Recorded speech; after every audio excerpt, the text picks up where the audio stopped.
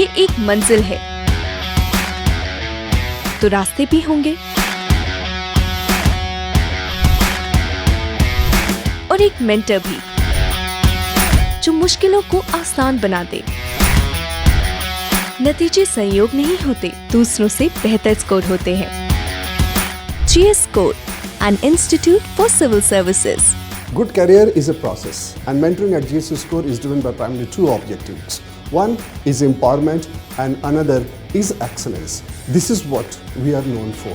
कामयाबी की राह पर 1000 से भी ज्यादा निशान। GS Score।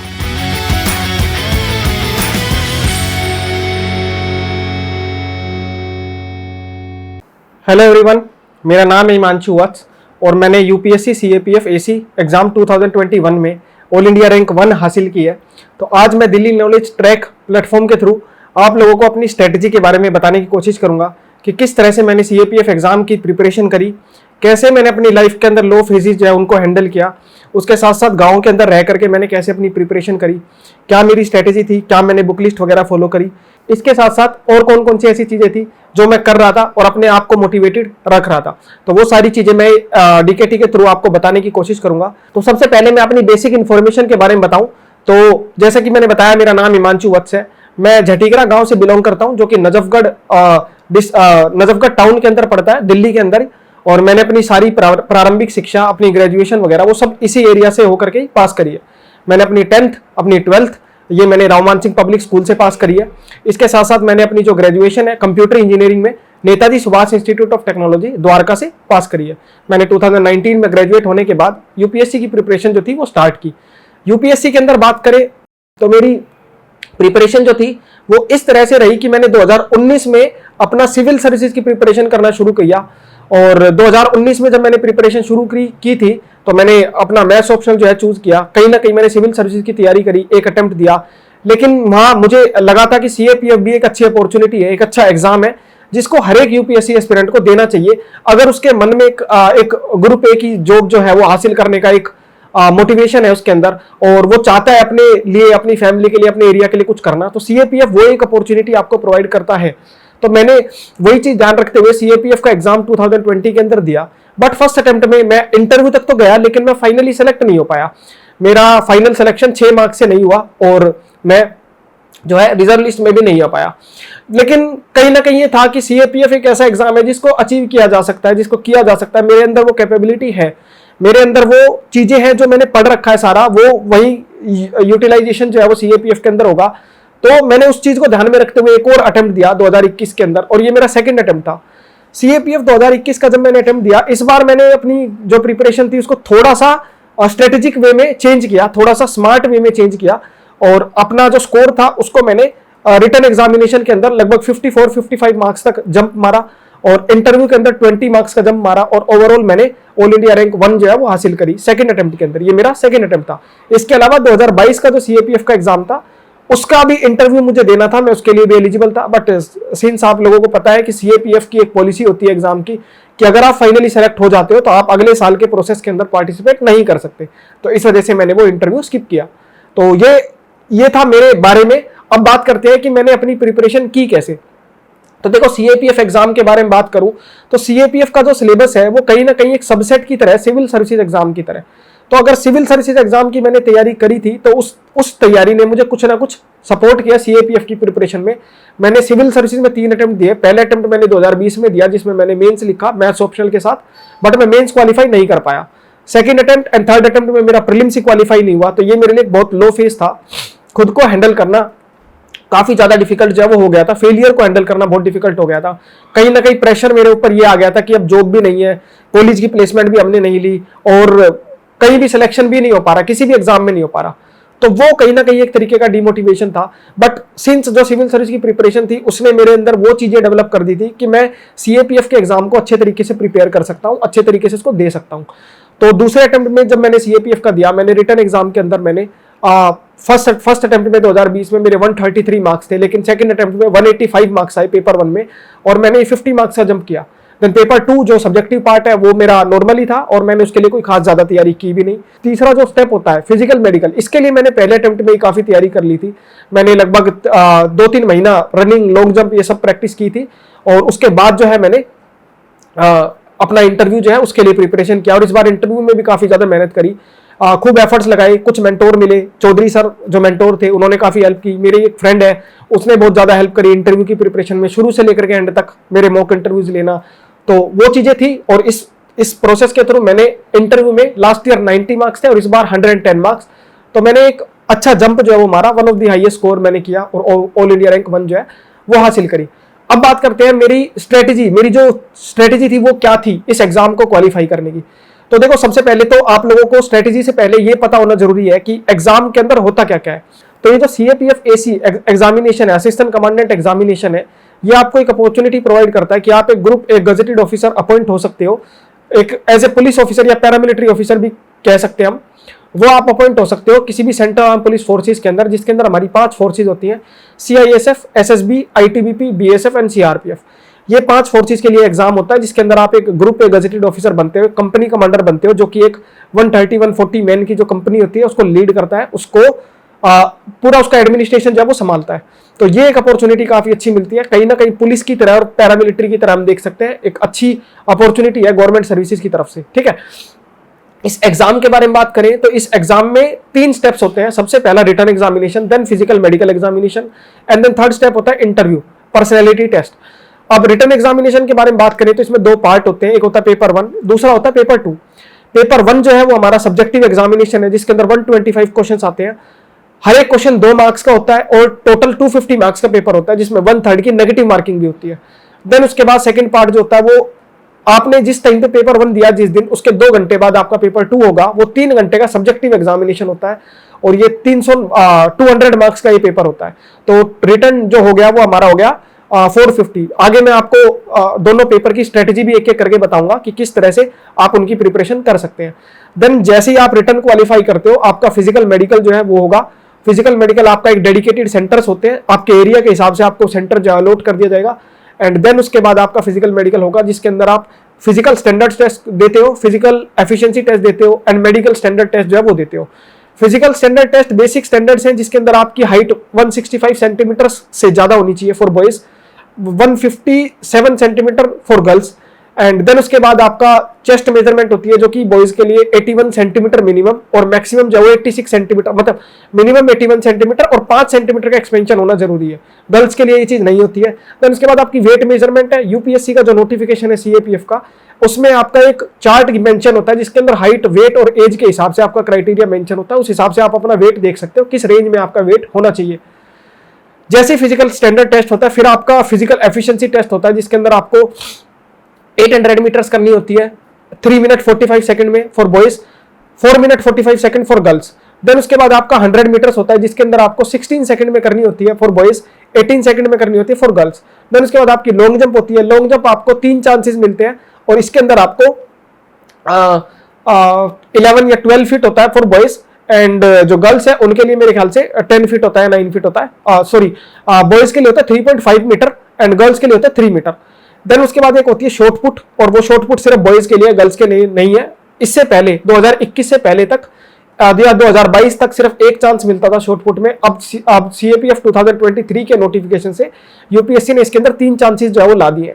शॉर्ट पुट आपको लगभग 15-16 फीट तक फेंकना होता है, 4.5 मीटर, 7.26 kg की बॉल होती है और पूरा आपको जो है रूल वगैरह वहां पे समझाए जाते हैं अच्छे तरीके से। ये फिजिकल टेस्ट जब आप क्वालिफाई कर लेते हो फिर आपका मेडिकल एग्जामिनेशन होता है। मेडिकल के अंदर आपका ब्लड टेस्ट, आपका यूरिन टेस्ट, आपका चेस्ट का एक्सरे, देन उसके बाद आपका फ्लैट फुट, आपके नोकनीज, आपके प्राइवेट पार्ट्स, देन आपका जो टीथ है, आपके ईयर है, नोज है, आईज है, वो सब चेक की जाती है। आपकी बॉडी स्ट्रक्चर, कोई फ्रैक्चर वगैरह तो नहीं है। अगर कोई सर्जरी है तो 6 मंथ से ज्यादा ओल्ड अगर वो है तो चल जाएगी, उससे कम है तो थोड़ा दिक्कत आ सकती है। बाकी बोर्ड टू बोर्ड वेरी करता है and centre to centre vary करता है। देन मेडिकल जो एग्जामिनेशन है इसमें आई की बात करते हैं लोग कि चश्मा पहनना अलाउड है कि नहीं। देखो यहाँ अलाउड है और +-4 डायोप्टर तक आपकी पावर जो है वो हो सकती है आई की। अगर आपकी पावर जो है वो +-4 डायोप्टर तक है तो अलाउड है, कोई इश्यू नहीं है। और अगर आप मेडिकल क्वालिफाई करते हैं तो फिर आप इंटरव्यू के लिए एलिजिबल हो जाओगे, जो कि यूपीएससी के द्वारा इंटरव्यू लिया जाता है ढोलपुर हाउस के अंदर ही, यूपीएससी की जो मेन बिल्डिंग है उसके अंदर, जहां पे आईएएस या आईएफएस ऑफिसर के इंटरव्यू होते हैं, वहीं पे ही सीएपीएफ के भी ऑफिस इंटरव्यू होते हैं, और सेम बोर्ड होते हैं जो कि आईएएस का इंटरव्यू लेते हैं, वही सीएपीएफ का भी इंटरव्यू लेते हैं। इंटरव्यू होता है 150 मार्क्स का, और टोटल मिलाकर के आपका मार्क्स जो जुड़ते हैं वो जुड़ते हैं रिटर्न पेपर 1 के, उसकी आपकी कट ऑफ आती है, पहले उसको आपको क्वालिफाई करना पड़ेगा। जब वो कट ऑफ क्वालिफाई हो जाएगी फिर आपका पेपर 2 चेक होगा। उस पेपर 2 में मिनिमम आपको 50 मार्क्स जो है वो लाने होते हैं। अगर आपके 50 मार्क्स से कम है तो आपका चाहे पेपर 1 में 250 भी क्यों ना हो, आप क्वालिफाई नहीं होगे। 50 मार्क्स मिनिमम आप क्वालिफाई कर लोगे, फिर पेपर 1 और पेपर 2 दोनों की मिलाकर के भी कट ऑफ आएगी, और उसके बाद आपको फिजिकल मेडिकल के लिए बुलाया जाएगा। फिर आपका फिजिकल मेडिकल सिर्फ क्वालिफाइंग है, देन इंटरव्यू होता है 150 मार्क्स का। पेपर 1, पेपर 2 एंड इंटरव्यू के जो मार्क्स है इनको मिलाकर के फाइनल मेरिट जो है वो आती है। आप लोगों को एक रफ आइडिया कट ऑफ के बारे में अगर बताऊं मैं, तो 2021 की जो पेपर 1 की कट ऑफ है वो है 138, पेपर 1 + 1 पेपर 2 की कट ऑफ है वो 226 एंड फाइनल कट ऑफ है 345। ये है जनरल कैटेगरी के लिए। बाकी रिस्पेक्टिव कैटेगरीज के लिए आप यूपीएससी की वेबसाइट पे चेक कर सकते हो। एंड जो मेरे मार्क्स थे, मैं जो रैंक 1 हूं, मेरे जो मार्क्स हैं वो मैं बता देता हूं। पेपर 1 में 185, पेपर 2 में 93 एंड इंटरव्यू में 110, और मेरा जो फाइनल टोटल है वो 388 मार्क्स है, और उसके बाद मेरी रैंक 1 जो है वो आई है। अब बात करते हैं स्ट्रेटेजी के बारे में कि स्ट्रेटेजी क्या हो सकती है हर एक पेपर की। पेपर 1 की स्ट्रेटेजी के बारे में बात करूं तो पेपर 1 के अंदर आपके जो सब्जेक्ट्स होते हैं history, polity, geography, economy, environment, science, then उसके बाद आपके करंट अफेयर्स एंड थोड़ा बहुत डिफेंस एंड कंप्यूटर भी आता है। तो ये चीजें होती हैं बेसिक। हिस्ट्री, पॉलिटी, ज्योग्राफी, इनके लिए आप नॉर्मल वही बुक जो पढ़ते हो, Laxmikanth and NCERT, spectrum for history, then themes in Indian history for ancient medieval and art and culture, and इसके अलावा आपकी ज्योग्राफी के लिए एनसीईआरटीज, एंड देन आपकी साइंस के लिए एनसीईआरटी 6 to 10 की एनसीईआरटी, इकोनॉमी के लिए आपकी एनसीईआरटी, एंड इसके अलावा आपका जो करंट अफेयर्स है उसके लिए आप न्यूज़पेपर पढ़ो, कोई भी मंथली मैगजीन जो आती है, जो सीएपीएफ स्पेसिफिक मैगजीन्स होती है, 1 लाइनर मैगजीन्स, वो आप फॉलो करो। एंड एंड में एग्जाम से पहले आप मैराथन वीडियोस जो है उनका सहारा ले सकते हो, और उसके थ्रू आप करंट अफेयर्स की प्रिपरेशन जो है वो कर सकते हो। तो ये ओवरऑल पेपर 1 का बुक लिस्ट है। और इसके अलावा पेपर 1 की जो स्ट्रेटेजी है वो यही है कि आपको ज्यादा से ज्यादा क्वेश्चन जो है वो अटेम्प्ट करने हैं। 125 क्वेश्चन आते हैं, तो मैं तो ज्यादा क्वेश्चन अटेम्प्ट करता था, लाइक 110, 115, 120, ताकि ज्यादा से ज्यादा मैं स्कोर कर सकूं। बिकॉज अगर मैं पेपर 1 में ज्यादा स्कोर लाऊंगा तो मेरे को पेपर 2 और इंटरव्यू में अगर कम भी आता है तो मैं कंपनसेट कर पाऊंगा। बट अगर आपके पहले ही पेपर 1 में कम है तो आपको पेपर 2 और इंटरव्यू में ज्यादा मार्क्स लाने पड़ेंगे, जो कि मुझे पता है कि मैं उतना ज्यादा स्ट्रॉन्ग नहीं हूं उस सेक्टर में। तो हमें एंड गोल क्या है, मार्क्स की तरफ देखना है कि मार्क्स किस चीज से बढ़ाए जा सकते हैं। पेपर 1 से ज्यादा आ रहे हैं, पेपर 2 से आ रहे हैं, या फिर इंटरव्यू से आ रहे हैं, वो आपके ऊपर है कि आपको कौन सी चीज सबसे ज्यादा अच्छी लगती है।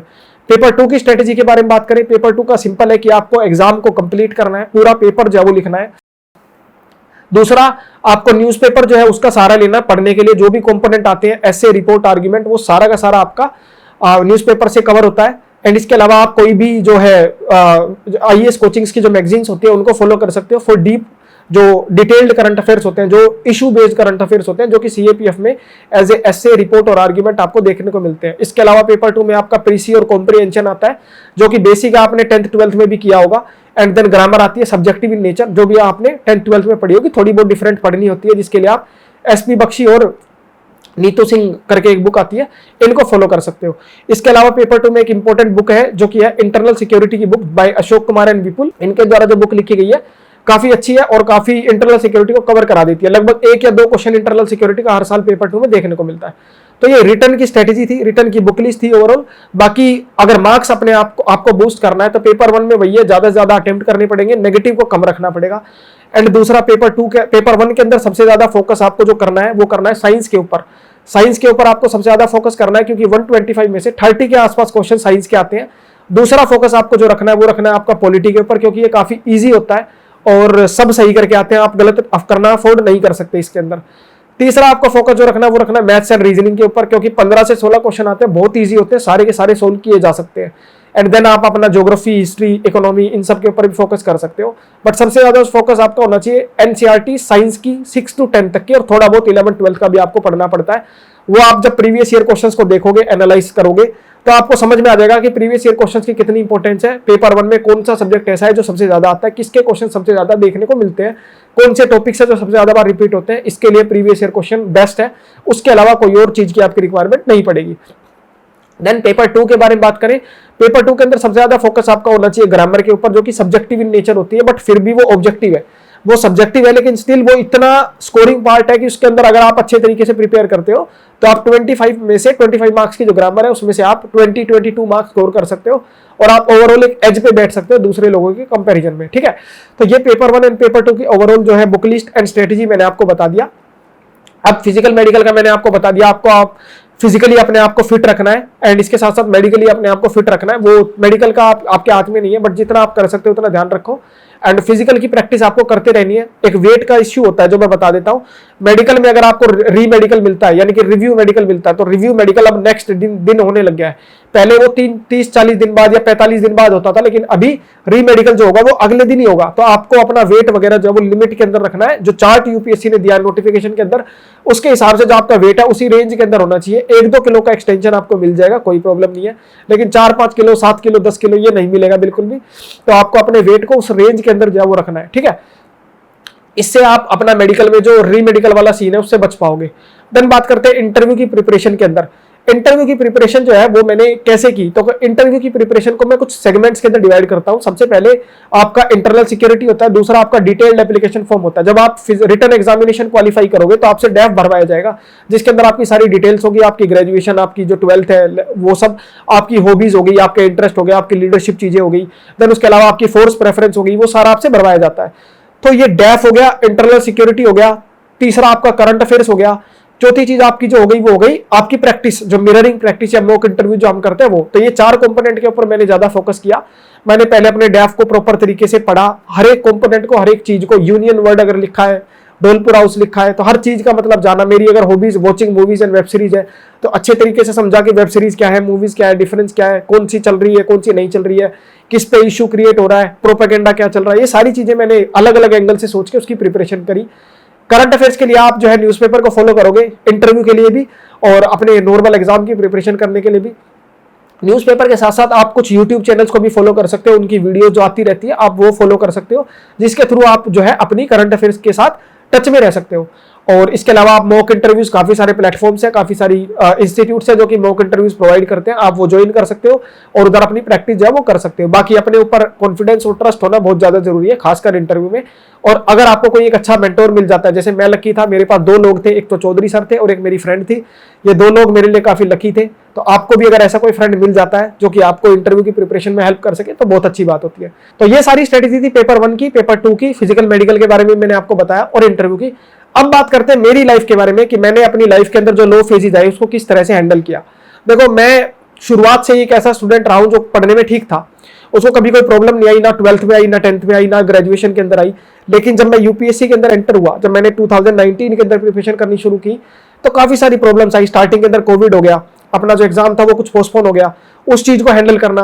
देन उसके बाद अपनी प्रिपरेशन करते रहना। मैंने पहले अटेम्प्ट में 2020 में प्रीलिम्स भी क्वालिफाई किया, सीएपीएफ का रिटर्न भी क्वालिफाई किया। लेकिन उसके बाद 2021 के अंदर जब हम जनवरी के अंदर पहुंचे, तो 2021 के जनवरी के अंदर जब मेरा जो मेंस था वो क्वालिफाई नहीं हुआ, वो एक मेरे लिए सेटबैक था।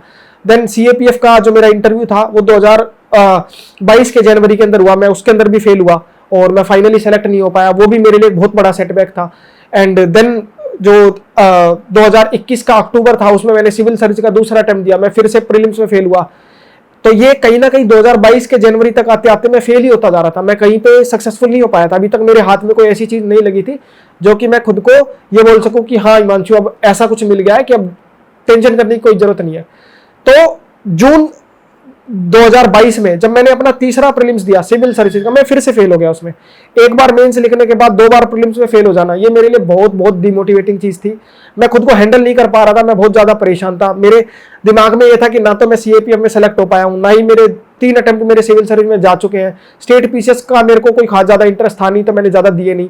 तो सीएपीएफ, इसी बीच में एक अच्छी चीज ये थी कि मैंने सीएपीएफ का रिटर्न दिया हुआ था 2021 का और वो क्वालिफाई हो चुका था।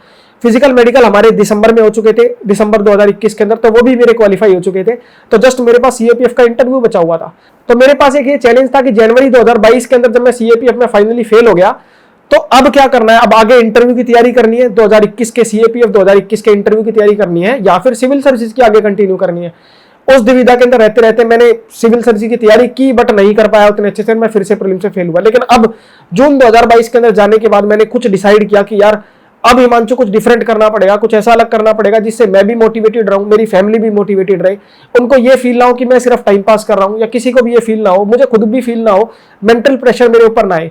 तो मैंने जून 2022 के अंदर स्टूडेंट्स को पढ़ाना शुरू किया। मैंने खुद का यूट्यूब चैनल जो है वो स्टार्ट किया। अपनी जो प्रिपरेशन जर्नी थी, अपना जो एक्सपीरियंस था सीएपीएफ का, सिविल सर्विसेज का, वो मैंने अपने यूट्यूब चैनल पे शेयर करना शुरू किया। ज्यादा से ज्यादा मैंने वीडियो जो है वो डालनी शुरू करी ताकि स्टूडेंट्स तक मैं पहुंच सकूं, उन तक अपनी जो स्ट्रेटेजी है वो शेयर कर सकूं, उनके जो लो फेजेज है उसके अंदर उनकी हेल्प कर सकूं। और ये करते करते करते मैं लगभग 6 महीने तक मैं बीत चुका था, और काफी मतलब मैं उसके अंदर काफी इन्वॉल्व हो चुका था। मेरे को अच्छा लगने लग गया था वो काम, कि मैं खुद भी पढ़ रहा हूं और मैं दूसरों को भी पढ़ा रहा हूं, क्योंकि वो एक ऐसा पार्ट था मेरी लाइफ का जिसने मेरे को बहुत कुछ सिखाया है, बहुत ज्यादा उच्च लेवल पर मुझे पहुंचा दिया। मुझे जो मैं बिल्कुल कुछ नहीं था, वहां से मेरे को कुछ एक ऐसी पोजीशन में पहुंचा दिया कि इतने सारे स्टूडेंट मेरे को जान गए, और कहीं ना कहीं वो मेरे अंदर मोटिवेशन भी आया कि यार इतने स्टूडेंट्स अगर तुम्हें पसंद करते हैं तो तुम में कुछ अच्छी बात है, तुम कर सकते हो, तुम क्वालिफाई कर सकते हो, जरूर कर सकते हो। तो ये जो यूट्यूबिंग था और जो स्टूडेंट्स को पढ़ाने वाला कंपोनेंट था, इसने मेरे अंदर बहुत सारा मोटिवेशन एंड बहुत सारा कॉन्फिडेंस जो है वो लाया, और मेरे को इतना कॉन्फिडेंस हो गया कि मेरे को अब कोई फर्क नहीं था इंटरव्यू लेने वाला कौन है, कैसा है, और मैं फुल्ली कॉन्फिडेंट होकर के, बाकी मेरे जो मेंटर्स थे उन्होंने भी काफी हेल्प करी, और इस YouTube वाले कंपोनेंट से मैंने बहुत कुछ सीखा भी, बहुत कुछ सिखाया भी। तो इस तरीके से मैंने अपना लो फेज जो है वो हैंडल किया, और एक अच्छा समय आया जब हमें नवंबर में इंटरव्यू के लिए बुलाया गया। जो हमारे इंटरव्यू 1 साल से रुके हुए थे वो नवंबर के अंदर आए, लेकिन परेशानियां अभी खत्म नहीं हुई थी, और नवंबर के अंदर अगर हमारे इंटरव्यू आए तो वो इंटरव्यू 3-4 दिन चलने के बाद फिर से रुक गए।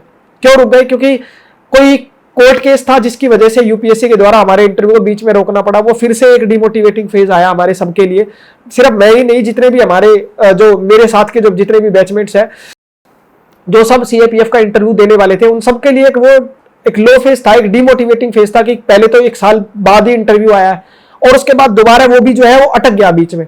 लेकिन फिर भी हम सब ने एक दूसरे को हेल्प किया, अपनी प्रिपरेशन कंटिन्यू रखी, और फाइनली हमारे जो इंटरव्यू है वो अप्रैल के अंदर आए। तो अब देखो, नवंबर से पोस्टपोन होने के बाद अप्रैल में दोबारा इंटरव्यू आना, तो ये काफी ज्यादा बड़ा गैप जो था वो मेरे लिए हो गया था। इसी बीच मैंने अपने यूट्यूब पे अपना काम कंटिन्यू रखा, बच्चों को पढ़ाना कंटिन्यू रखा, एंड फाइनली जब हमारे इंटरव्यू हुआ अप्रैल के अंदर, तो उसके बाद हमारा फाइनल रिजल्ट आया। अप्रैल मई जून तक हमारे इंटरव्यू चले, जून में हमारा रिजल्ट आया, और फाइनली मैंने भी AIR1 सिक्योर करी, और मेरे काफी सारे फ्रेंड्स हैं वो भी सेलेक्ट हुए। तो मैं ये स्टोरी आपको इसलिए बताना चाह रहा हूं क्योंकि ये एक लो फेज शो करता है मेरा, कि कैसे ये 2 बड़े बड़े जो लो फेज थे, इनको मैंने और मेरे जो साथी थे उन सबने हैंडल किया, कुछ ऐसा काम करके जिससे आप उस प्रिपरेशन के साथ भी कनेक्टेड रहो, दूसरों की हेल्प भी कर सको, और अपनी जो प्रिपरेशन है वो भी कर सको, और कुछ जो अर्निंग्स वगैरह होती है वो भी हो जाती है, कोई ऐसी मेजर बात नहीं है। तो कहीं ना कहीं ये आने लग गया था कि हाँ, अभी मैं सेल्फ सफिशिएंट हो गया हूं। अभी मेरे हाथ में एक ऐसी चीज है कि अगर फाइनली मैं नहीं भी सेलेक्ट होता हूं तो मेरा वर्स्ट केस बहुत अच्छा है। मेरा जो वर्स्ट केस है, अगर मैं फाइनली सेलेक्ट नहीं भी होता तो भी मेरा वर्स्ट केस एक अच्छी पोजीशन पे था। तो ये मोटिवेशन जो है वो आपके अंदर होना जरूरी है, और उसके लिए आपको अपने आप को इन्वॉल्व रखना पड़ेगा, सिर्फ प्रिपरेशन नहीं, प्रिपरेशन के साथ साथ कुछ और चीजों के अंदर। तो इस तरीके से मैंने अपनी जो लो फेजेस थे उनको हैंडल किया। अब बात करते हैं कुछ मिथ्स के बारे में। जो CAPFAC एग्जाम है उसके रिगार्डिंग कुछ मिथ्स होती हैं, उनको मैं क्लियर करने की आपको कोशिश करता हूं। तो सबसे पहली जो मिथ्स होती है वो ये होती है कि CAPF का जो एग्जाम है वो सिविल सर्विसेज जितना टफ होता है। तो देखो, ये मिथ बिल्कुल गलत है। सिविल सर्विसेज जितना टफ नहीं होता है, ऑल्दो उतना इजी भी नहीं है, बट सिविल सर्विसेज थोड़ा सा लोअर लेवल होता है, और आप अच्छे से तैयारी कर सकते हो अगर आपने सिविल सर्विसेज की तैयारी की है तो। और अगर आपने नहीं भी की है तो कोई भी डिफेंस एस्पिरेंट जो FCAT और CDS की तैयारी कर रहा है वो भी अच्छे तरीके से CAPF को दे सकता है। कंडीशन क्या है कि आपको पेपर 2 जो सब्जेक्टिव पार्ट है उस पर ज्यादा मेहनत करनी पड़ेगी। दूसरी मिथ जो देखने को मिलती है कि सिर्फ इसमें सिविल सर्विसेज वाले लोग सेलेक्ट होते हैं, तो ऐसा कुछ जरूरी नहीं है। मेरे बहुत सारे फ्रेंड ऐसे हैं जो सिविल सर्विसेज वाले नहीं है। लास्ट ईयर भी कुछ ऐसे फ्रेंड्स थे, और इस साल भी कुछ ऐसे फ्रेंड्स हैं जिन्होंने सिविल सर्विसेज का आज तक एक अटेम्प्ट भी नहीं दिया, कभी तैयारी भी नहीं करी, स्टिल उन्होंने अंडर 10 जो रैंक है वो सिक्योर करी है। लास्ट ईयर भी की थी और इस साल भी की है। तो ये मिथ भी मैं बस्ट करता हूं। देन तीसरी जो मिथ्स जो देखने को मिलती है वो ये है कि सिर्फ इंग्लिश मीडियम वालों का सिलेक्शन होता है। तो ऐसा नहीं है, हिंदी मीडियम वालों का भी सिलेक्शन जो है वो देखने को मिलता है। हिंदी मीडियम जो है उसके काफी सारे बच्चे हैं जो सिलेक्ट होते हैं। इस साल भी जो रैंक 16 है उन्होंने हिंदी मीडियम से एग्जाम को क्वालिफाई किया है, और एक अच्छी रैंक जो है, अच्छा स्कोर जो हासिल किया है, और इंटरव्यू में भी उनको one of the highest marks मिले हैं, 116 मार्क्स। देन अगली मिथ जो देखने को मिलती है कि आप इंटरव्यू इंग्लिश में दे सकते हो कि हिंदी में। देखो, मैंने 2 बार इंटरव्यू दिया और दोनों बार मैंने हिंदी में दिया है। मैंने हिंदी इंग्लिश को मिक्स करके इंटरव्यू दिया है। एक बार मेरे को 90 मार्क्स मिले थे, एक बार मेरे को 110 मार्क्स मिले थे, और दोनों बार मैं जो है एक अच्छा इंटरव्यू जो है वो दे करके आया हूं। तो कोई फर्क नहीं पड़ता आपने हिंदी लैंग्वेज चूज करी है या इंग्लिश लैंग्वेज चूज करी है, टोटली कोई फर्क नहीं पड़ता। मैंने बहुत सारे हिंदी वालों को देखा जिनको 80 से भी कम मार्क्स मिले हैं, बहुत सारे इंग्लिश वालों को भी देखा जिनको 80 से कम मार्क्स मिले हैं, बहुत सारे हिंदी वालों को देखा जिनको 116 120 मार्क्स मिले हैं, बहुत सारे इंग्लिश वालों को भी देखा जिनके 120 116 मार्क्स मिले। तो लैंग्वेज मैटर नहीं करती, आपका जो एक्सपीरियंस है वो मैटर करता है, आपकी जो कॉन्फिडेंस है खुद पे, आपकी जो ट्रस्ट है, आपकी जो नॉलेज है वो मैटर करती है।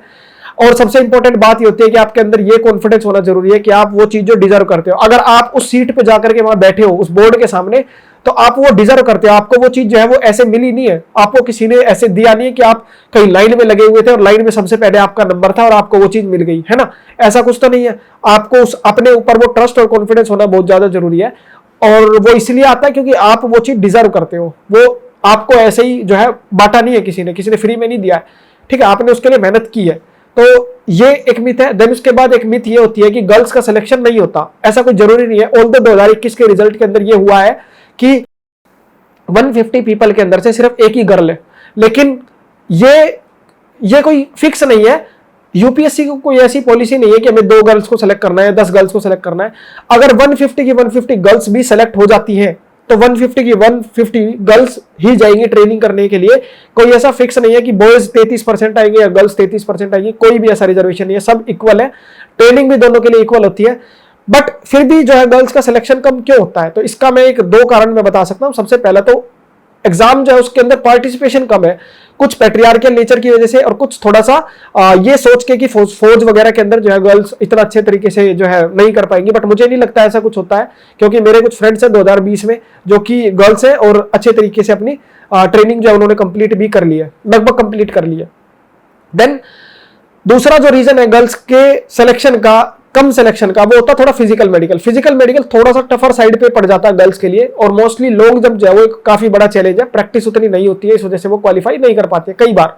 मैं ये नहीं कहता कि हर गर्ल नहीं कर पाएगी, बट कुछ ऐसा होता है, ठीक है।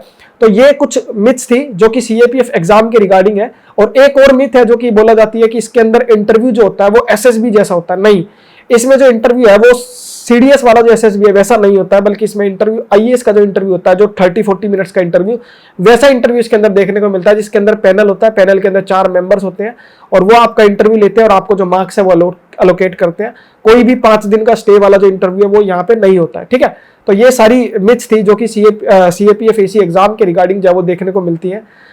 तो अब बात करते हैं कि क्या सजेशन रहेंगे मेरी तरफ से, अगर आप सीएपीएफ के एग्जाम की तैयारी कर रहे हो, 2023 के लिए कर रहे हो या फिर 2024 के लिए भी तैयारी कर रहे हो, या कभी भी इन फ्यूचर आप तैयारी करने की सोच रहे हो, तो क्या सजेशंस मेरी तरफ से रहेंगे इस एग्जाम को अगर आपको क्वालिफाई करना है तो, चाहे फर्स्ट अटेम्प्ट में करना हो चाहे सेकंड अटेम्प्ट में करना हो। बट कुछ सजेशंस ऐसे होते हैं जिसको आप अगर फॉलो करते हो तो वो गलती आप एटलीस्ट ना करो जो हमने करी है या मेरे कुछ फ्रेंड्स ने करी है। अगर आप उन गलतियों से बच जाओगे तो आपका काफी समय जो है वो बच जाएगा। तो मैं उन सजेशंस के बारे में बात करूंगा। तो सबसे पहला सजेशन जो मैं ये देना चाहूंगा कि किसी भी एग्जाम को अगर आपको क्वालिफाई करना है, चाहे वो सीएपीएफ एग्जाम हो, चाहे वो सिविल सर्विसेज हो, चाहे वो सीजीएल हो, आपको सबसे पहले उसका पैटर्न समझना बहुत ज्यादा जरूरी है। उस एग्जाम का जो सिलेबस है, उस एग्जाम का जो पैटर्न है वो समझना बहुत जरूरी है। बहुत सारे बच्चे जो मुझे इंटरेक्ट करते हैं, मुझे टेलीग्राम पे या फिर मुझे यूट्यूब के कमेंट्स के अंदर या फिर मुझे इंस्टाग्राम पे कहीं पे भी मुझे अगर मेरे साथ कॉन्टेक्ट करते हैं, मुझसे बात करते हैं, तो उनका डाउट ये रहता है कि सर पेपर 1 की कट ऑफ और पेपर 2 की कट ऑफ अलग अलग होती है क्या, उनको नहीं पता होता। तो सबसे पहले आपको एग्जाम का पैटर्न समझना जरूरी है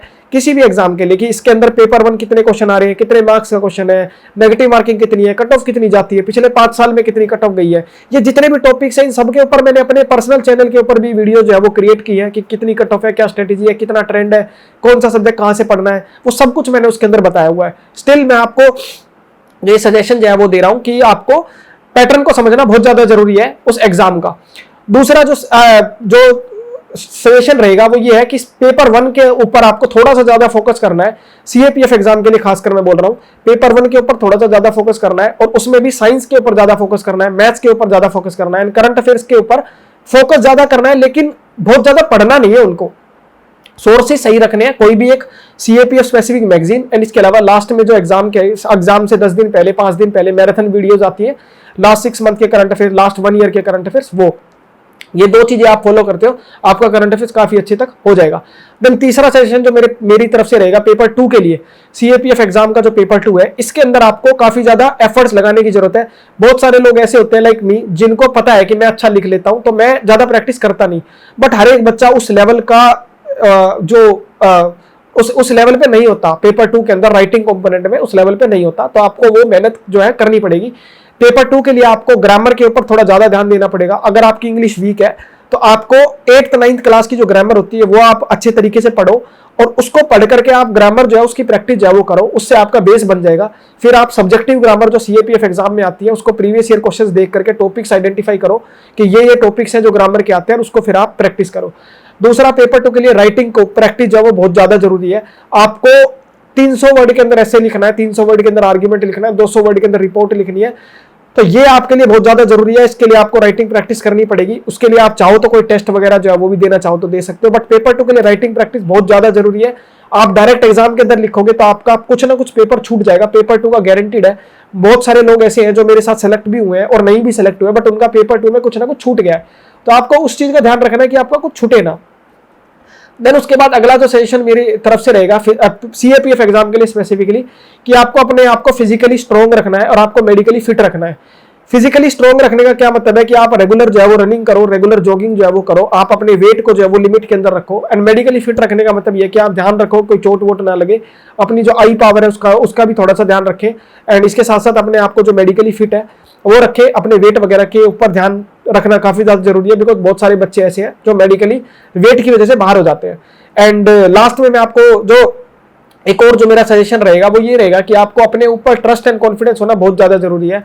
अगर आपका खुद के ऊपर ट्रस्ट नहीं रहा, मान लो आपके ऊपर ट्रस्ट नहीं है, तो आपकी फैमिली भी आपके ऊपर ट्रस्ट नहीं करेगी, और आपकी फैमिली भी ने नहीं किया ट्रस्ट तो किसी ने भी ट्रस्ट नहीं करना आपके ऊपर, फिर आप डिमोटिवेशन फेज के अंदर चले जाओगे।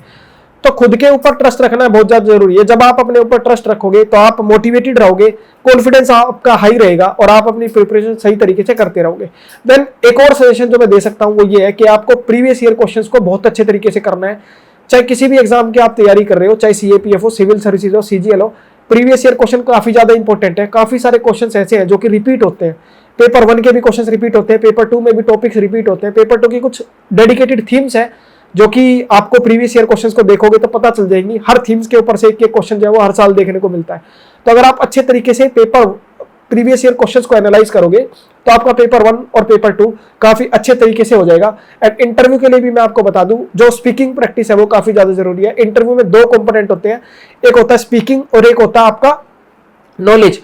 लोग जो है वो नॉलेज वाले कंपोनेंट के ऊपर काफी ज्यादा काम करते हैं, बट स्पीकिंग वाला जो कंपोनेंट है उसके ऊपर काम नहीं करते हैं। तो मैं आप लोगों को ये सजेस्ट करना चाहूंगा कि आपको स्पीकिंग वाले कंपोनेंट के ऊपर भी पूरी मेहनत जो है वो करनी है, ज्यादा से ज्यादा उसके ऊपर एफर्ट्स लगाने। और इंटरव्यू कोई एक सिंगल दिन का गेम नहीं है।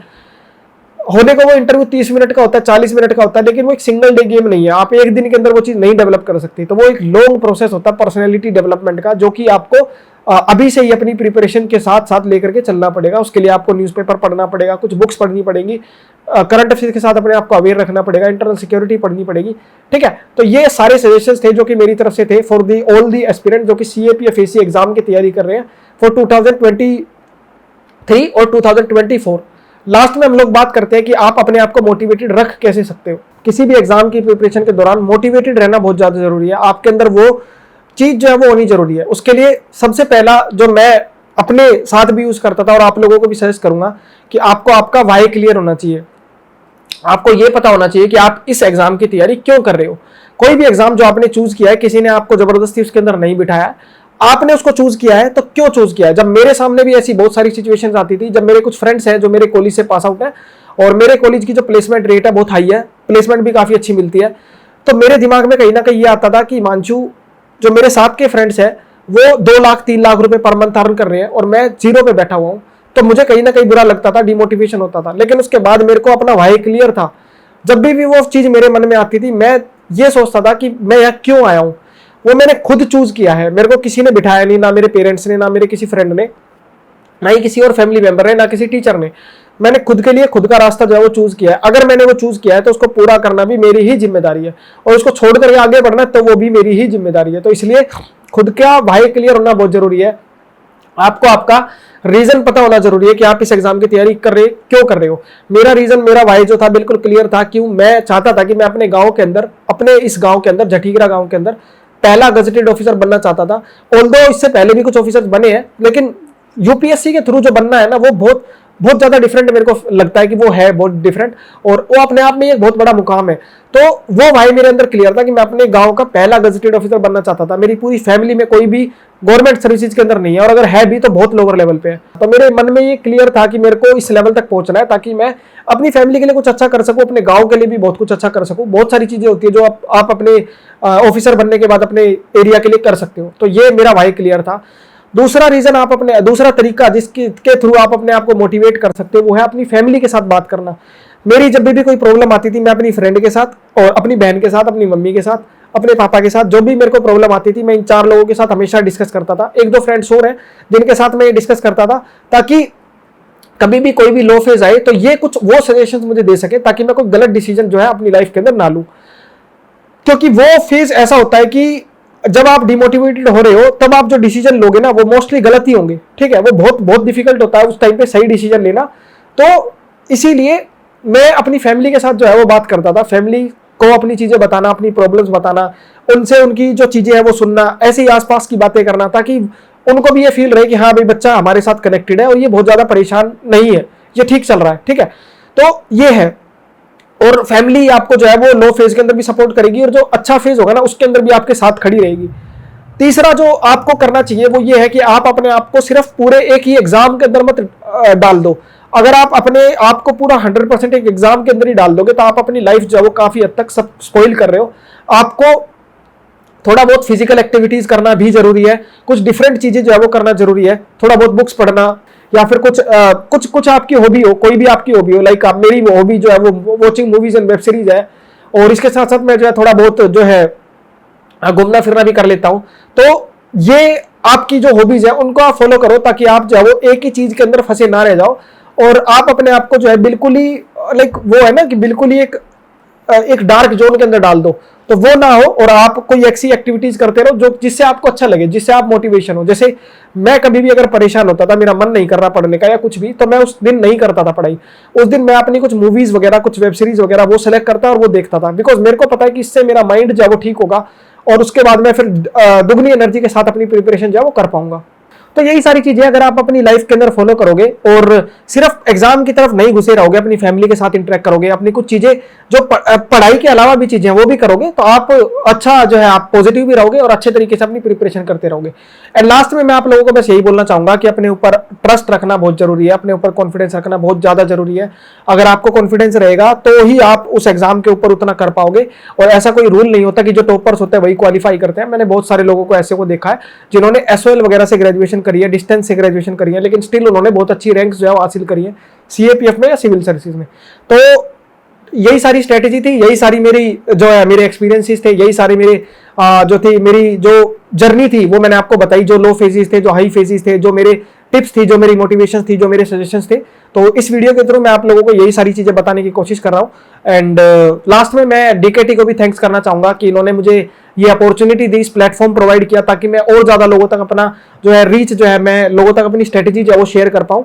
लास्ट में मैं दिल्ली नॉलेज ट्रैक को भी धन्यवाद देना चाहूंगा कि आप लोगों ने मुझे ये अपॉर्चुनिटी प्रोवाइड करी, और मुझे जो है ये प्लेटफॉर्म प्रोवाइड किया, ताकि मैं ज्यादा से ज्यादा स्टूडेंट्स तक रीच कर सकूं, उन तक अपनी स्ट्रेटेजी जो है वो शेयर कर सकूं, अपना एक्सपीरियंस जो है वो शेयर कर सकूं, और ताकि वो जो गलतियां मैंने की है वो ये लोग जो है वो ना करें, स्टूडेंट जो है वो गलतियां ना करें।